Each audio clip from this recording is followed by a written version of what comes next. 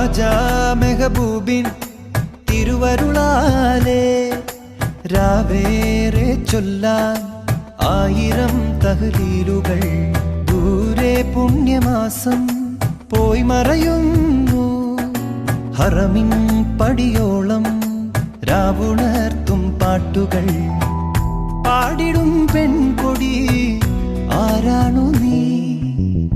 ദൂരെ രാക്കൊയിലൊന്ന് ഗസലാടകൾ തുന്നുന്നു.